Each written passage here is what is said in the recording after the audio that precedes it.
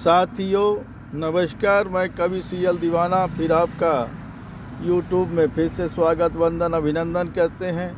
तो दोस्तों, इसी खुशी में एक कविता सुनते हैं। तो आइए सुनते हैं, जिसका शीर्षक है अब कैसे पूछूं गाँव। खूबसूरत है चेहरा, होंठ है उनके लाल गुलाब। खूबसूरत है चेहरा, होंठ है उनके लाल गुलाब। नैनों से तीर मारे यारो दिल के पार पार। खूबसूरत है चेहरा, होंठ है लाल गुलाब। नैनों से तीर मारे यारो दिल के आर पार। मुस्कान से घायल करे, अदाओं से करे पागल। मुस्कान से घायल करे, अदाओं से करे पागल। कभी राहों के इस पार चले, कभी राहों के उस पार चले। कभी राहों के इस पार चले, कभी उस राहों के उस पार चले। कभी आँख मिलाएं, कभी नैना को लड़ाएं। कभी आँख मिलाएं, कभी नैना को लड़ाएं। अपने मुंह से बोल ना पाएं, बस आंखें दिखाएं नैना लड़ाएं। अपने मुंह से बोल ना पाएं, बस आंखें दिखाएं नैना लड़ाएं। कहता है कवि सीएल दीवाना, कहता है कवि सीएल दीवाना। अब नाम कैसे पूछूं, अब गांव कैसे पूछूं। अब नाम कैसे पूछूं, अब गांव कैसे पूछूं। अब नाम कैसे पूछूं, अब गांव कैसे पूछूं। इसी कड़ी में एक और कविता सुनते हैं, जिसका शीर्षक है खुशनसीब। खुशनसीब वो लोग होते हैं जिन्हें माता पिता का आशीर्वाद होता है। खुशनसीब वो लोग होते हैं जिन्हें माता पिता का आशीर्वाद होता है। इज्जत शोहरत पास में होती है। खुशनसीब वो लोग होते हैं जिन्हें घर में मान सम्मान मिलता है। खुशनसीब वो लोग होते हैं जिन्हें घर में मान सम्मान मिलता है। पास पड़ोस में अच्छा व्यवहार होता है। पास पड़ोस में अच्छा व्यवहार होता हो। खुशनसीब वो लोग होते हैं जिन्हें सास ससुराल में साला साली सरहज साढ़ू भाई का प्यार मिलता है। खुशनसीब वो लोग होते हैं जिन्हें ससुराल में साला साली सरहज साढ़ू भाई का प्यार मिलता है। खुशनसीब वो लोग होते हैं जिन्हें नात रिश्तेदारों में प्रेम होता है।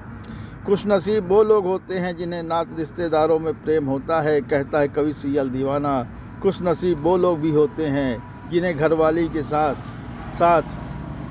खुशनसीब वो लोग भी होते हैं जिन्हें घरवाली के साथ साथ बाहर वाली का भी प्यार मिलता है। कहता है कवि सीएल दीवाना, खुशनसीब वो लोग भी होते हैं जिन्हें घरवाली के साथ साथ बाहर वाली का भी प्यार मिलता है। बाहर वाली का भी प्यार मिलता है। बाहर वाली का प्यार मिलता है। दोस्तों, इसी खुशी में एक और कविता सुनते हैं। तो आइए सुनते हैं, जिसका शीर्षक है नवजात शिशु आंसू नहीं बहाते हैं।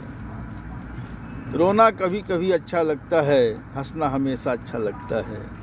रोना कभी कभी अच्छा लगता है, हंसना हमेशा अच्छा लगता है। क्योंकि आंसू बहाते ने से दर्द भी अक्सर कम होता रहता है। क्योंकि आंसू बहाने से दर्द भी अक्सर कम होता रहता है। इससे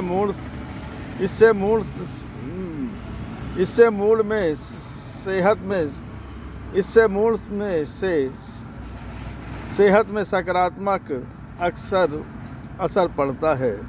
इससे मूड में सेहत में सकारात्मक असर अक्सर पड़ता है। लड़कियों की भावनाएं गहरी होती हैं, इसलिए अक्सर रोती हैं। लड़कियों की भावनाएं गहरी होती हैं, इसलिए अक्सर रोती हैं। दिन के शुरुआती महीने में नवजात शिशु आंसू नहीं बहाते हैं। दिन के शुरुआती महीनों में नवजात शिशु आंसू नहीं बहाते, अक्सर शोर मचाते हैं। दिन के शुरुआती महीनों में नवजात शिशु आंसू नहीं बहाते, अक्सर शोर मचाते हैं। यह रिश्ता अक्सर जोड़ने में बहुत ही सहायक होता है। यह रिश्ता अक्सर जोड़ने में बहुत ही सहायक होता है। जहाँ में अक्सर देखा गया है, दुख हो या सुख हो, जीवन में अक्सर आंसू निकल आते हैं। दुख हो या सुख हो, जीवन में अक्सर आंसू निकल आते हैं। कभी कभी तकलीफ में जानवर भी रोते रहते हैं। अक्सर देखा गया है फिल्मों में। कभी कभी तकलीफ़ में जानवर भी रोते रहते हैं, अक्सर देखा गया है फिल्मों में। कभी कभी ऐसा सीन आता है, वह सीन देखकर आंसू छलक पड़ते हैं अपने जीवन में। कभी कभी ऐसा सीन आता है, वह सीन देखकर आंसू छलक पड़ते हैं अपने जीवन में।